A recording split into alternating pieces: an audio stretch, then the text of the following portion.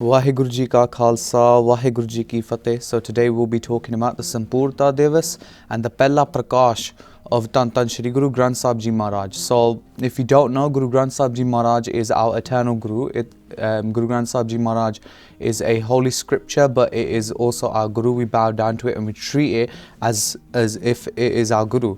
And now if we look into the history behind the Guru Granth Sahib Ji and how it actually came to pass, there's a long line of events that took place before the Guru Granth Sahib Ji actually came to be.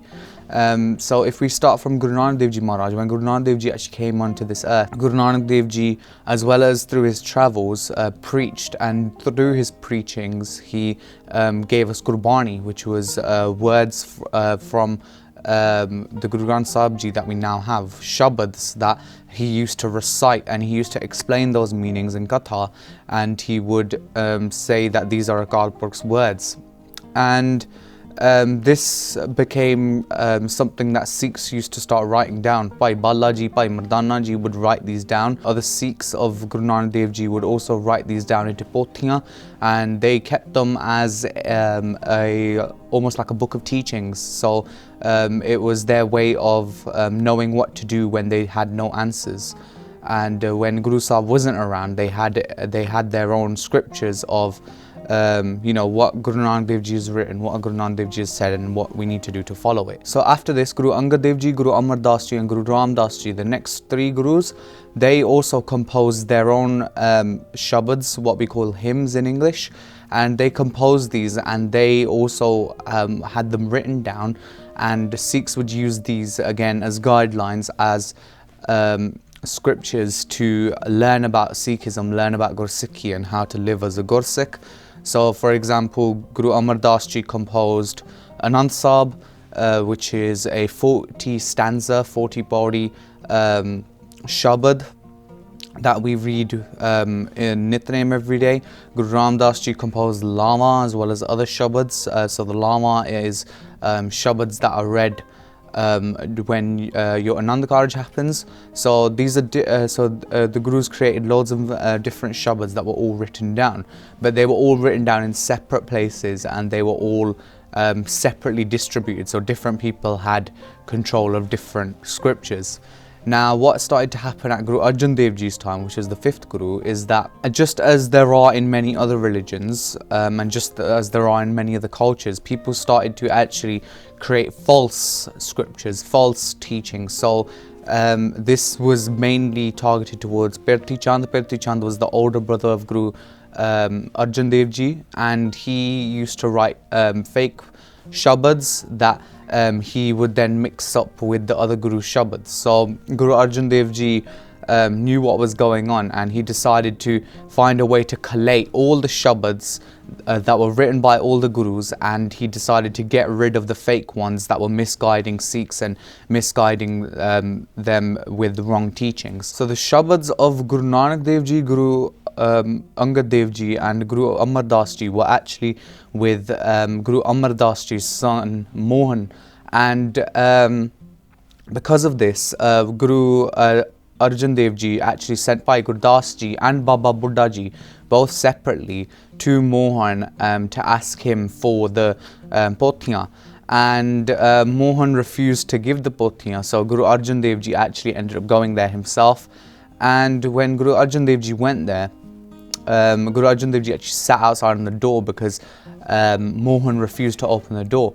And when he did open the door, then he said that, why should I give the scriptures to you? I'm giving away the one thing that is left from my family heritage because you took the Guru Gaddi. So if you don't know, Guru Amar Das Ji kept the Guru Gaddi and Guru Ram Das Ji's family, and it was a hukum that it would stay in the Sodhi Pravar. So anyone that was outside of that could then no longer be a Guru.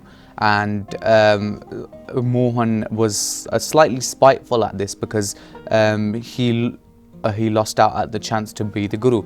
But Guru Arjan Dev Ji actually spoke to him with a shabad, and the shabad's words touched him so much that he that he understood like what he was doing was wrong, and he actually asked for forgiveness from Guru Arjan Dev Ji Maharaj, and he gave Guru Arjan Dev Ji Maharaj all the pothiyan, and then Guru Arjan Dev Ji separated out from those pothiyan the authentic shabads written by the Gurus and the fake shabads that had been written by different people. So from here, Guru Arjan Dev Ji actually spent time then rewriting the shabads that were written by the Gurus through Bhai Gurdas Ji. So Guru Arjan Dev Ji would recite the authentic Bani, and Bhai Gurdas Ji would write it in a Ladivar Saroop. So Ladivar is without spaces. So that is a Saroop that nowadays people find it a lot more difficult to read, but obviously at the Maryada at the time everyone used to write in a Ladivar way. So Guru Arjan Dev Ji wrote the Saroop of Guru Granth Sahib Ji, the Adi Granth that it was called at the time. That was then written in a linear Saroop, so in a Ladivar Saroop. So as well as adding all the other Gurus shabads into Gurbani and his own, Guru Arjan Dev Ji actually added Bhagat Kabir Ji Maharaj, Bhagat Ravidas Ji Maharaj, Bhagat Tarlochan Maharaj, loads and loads of different Bhagats that were around at the time that had actually they were all from different religions, but their enlightenment was the same in the sense that they had realized what the truth in the world was, and that was through Gursikhi. So these Bhagats had then written their Saroops in different languages, Sanskrit, Farsi, you know, the different Persian languages that were around at the time. And then Guru Arjan Dev Ji Maharaj got Bhai Gurdas Ji to write it all out in Gurmukhi, so that it was all in one language that everyone could understand and read. One thing that's not actually known very much about the Ard Granth is that Guru Arjan Dev Ji Maharaj actually left blank pages at the end of it. So because the whole jot of the Gurus was the same throughout the whole of the 10 Gurus lifespan, so they all knew what was going to happen in between. And it was Bhai Gurdas Ji actually questioned Guru Arjan Dev Ji that why have we left blank pages, and then Guru Arjan Dev Ji actually told Bhai Gurdas Ji that in my 9th Janam these shabads will then be written out, and you will have these shabads as a whole scripture. And that's what happened. Then Guru Tegh Bahadur Ji Maharaj's shabads were then added in by Guru Gobind Singh Ji Maharaj into the Ard Granth to make it the complete Sampoorantha Guru Granth Sahib Ji Maharaj. So the Ard Granth was then completed in 1604, and from then Guru Arjan Dev Ji Maharaj said that it would be treated the same as the Guru, and it wasn't given the full Guru Gaddi title at the time, but Guru Arjan Dev Ji Maharaj showed how important it was when during Sukhasan time they actually slept on the floor, and the Ard Granth was given Guru Arjan Dev Ji's bed. So it just shows how important the Ard Granth was. And the Ard Granth was then actually prakashed in Sachkhand Sri Harmandir Sahib Ji, and the first Hukamnama was read by Baba Buddha Ji. Baba Buddha Ji was also appointed the head Granthi at Sachkhand Sri Harmandir Sahib, and the first Hukamnama was actually Santa ke Karj Aap Khaloya Har Kam Karavana Aya Ram. So that was the first ever Hukamnama taken. And now let's actually look into what the Guru Granth Sahib Ji is, how the structure of it is, and why the structure is so important. Now, if we look at Guru Granth Sahib Ji Maharaj from a base outlook, Guru Granth Sahib Ji starts with Ikko Onkar, which means that God is one and there is only one God, and that every living being worships that one God. From there, it goes into the Mool Mantar, and then after the Mool Mantar, you have Japji Sahib. So the rest of Japji Sahib, which is written by Guru Nanak Dev Ji Maharaj, Sodar Sahib, which is the starting of Sodar Sri Rera Sahib Ji, and Sopar, which is also part of Sri Rera Sahib, and that is also part of the beginning of Guru Granth Sahib Ji Maharaj. And then after Sodar and Sopar, you also have Sohila Sahib. So 5 shabads from Kirtan Sohila that are written in Guru Granth Sahib Ji Maharaj are at the beginning. From there, you then have 31 rags. So there are 31 rags all the shabads are written in rags. Rags are a style of music. It is a style of classical Indian music.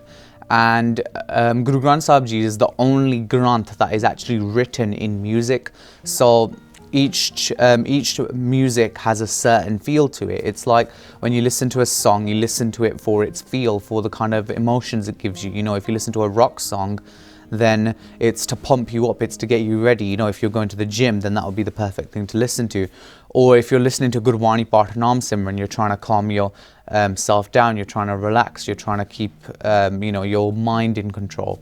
So in the same way, Rag Kirtan is the Bharatan style of doing Kirtan, and all shabads should be sang in the rags that they are actually in, because that is where it sounds best, because that's how the Gurus actually wrote it in the first place. So it's been written, each shabad has a rag, it also has a tal with it as well, so it will be in this rag and in this tal. So following those 31 rags, the Guru Granth Sahib Ji then ends with Mundawari Mahalla Panjwa. Mundawari actually means a closing statement. So Bani actually then ends with Guru Arjan Dev Ji Maharaj's part, and just before that we have Slok Mahalla Noma, which is Guru Tegh Bahadur Ji's Bani. So it has quite a linear structure to it, where it generally goes in order. Now you may be wondering, well, at the time it wasn't a guru, so why did Guru Sahib see it fit for it to be read by people?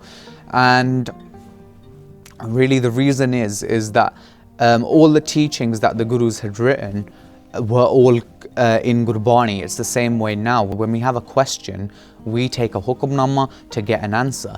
And in the same way, when Sikhs used to have a question, they would ask the Guru, and the Guru would give them an answer through Gurbani, which would be a hukamnama. That is why the Adi Granth at the time was then given that Ucha Rutva by Guru Arjan Dev Ji Maharaj, because they knew as well that this would then later be the Guru.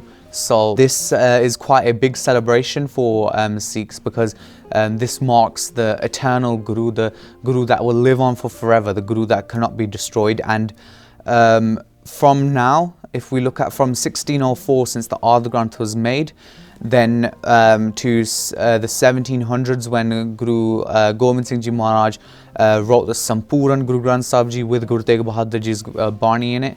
And then if we take that to nowadays, the Guru Granth Sahib Ji has not been changed, and there's never been an issue where there's been one akkar on a different page or anything like that. However, Guru Granth Sahib Ji was written first, it has been written now, and compared to different Granths, it's the one Granth that has not been tampered with, and it's also the one Granth that has actually been written by the people who started the religion in the first place. So it's a holy Granth. It's an actual, what you could call holy scripture by the English definition, that would state that it had to be written by a holy person. Well, this was written by the people who created the religion in the first place, the 10 Gurus. So when it comes to disputing Guru Granth Sahib Ji, you can't really do that. It doesn't really make much sense, because it was written by the Gurus in the first place. So I hope you've all enjoyed, and I hope this taught you a little bit about Tan Shri Guru Granth Sahib Ji Maharaj's Sampoorantha Divas and the Pehla Parkash Purab. And I hope you've all enjoyed. Pulna Chukkan Di Khema. Vaheguru Ji Ka Khalsa, Vaheguru Ji Ki Fateh. Akaal Channel ਨੂੰ subscribe ਕਰੋ। ਨਵੀਂ videos ਦੀ notification ਦੇ ਲਈ bell icon ਨੂੰ click ਕਰਨਾ ਨਾ ਭੁੱਲਣਾ।